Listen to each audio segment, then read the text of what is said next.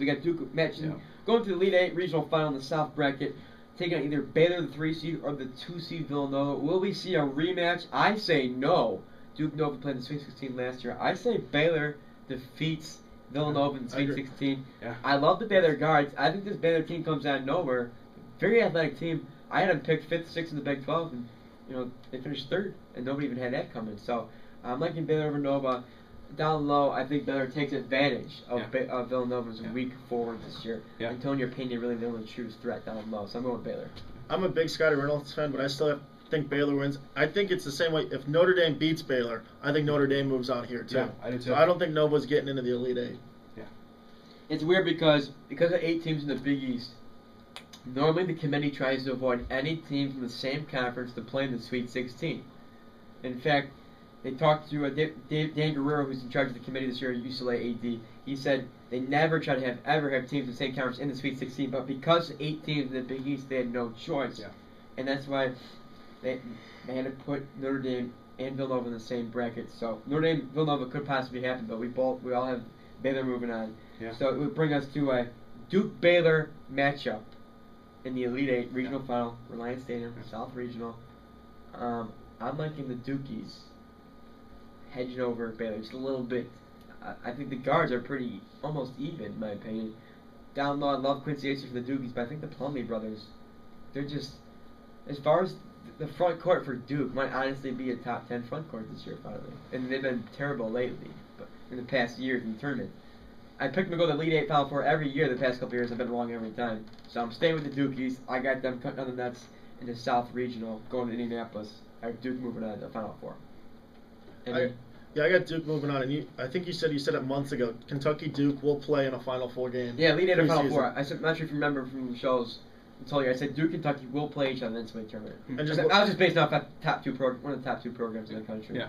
But I think Duke's talented enough to beat Baylor, even though it's in Houston. Yeah. I still think they. Think about Duke. They got to go through A&M and Baylor potentially in Houston. Despite getting the 3 number 1 seed, they get put the Southeast in a bad idea because it's probably the weakest of the 4. You can argue, but to play A&M and Baylor in the Sweet 16 Elite Eight potentially. You got to think if they can beat Winthrop, you can probably take that. Yeah, they get by Winthrop. Or watch out for Arkansas. Now, if Duke doesn't have, if A&M loses before they'd have to play Duke, or Baylor loses, this is an easy run for Duke. Right.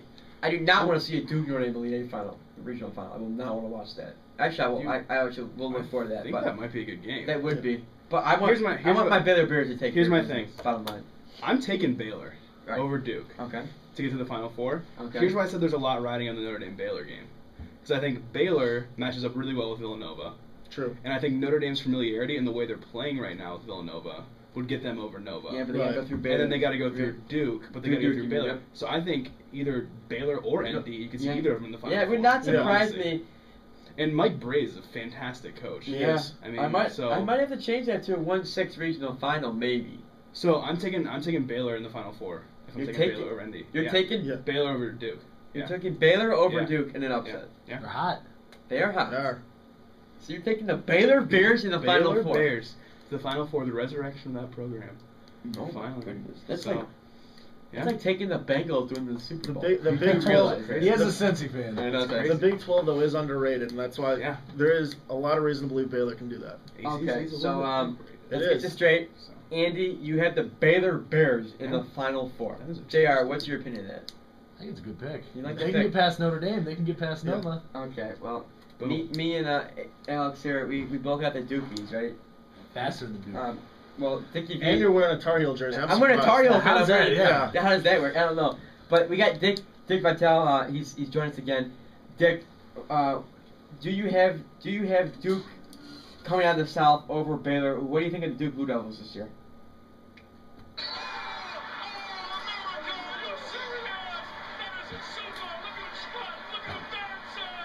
He likes the Dukies. Wow. Yeah. He sees them dancing far this year. Yeah. So he's got Kentucky and Duke.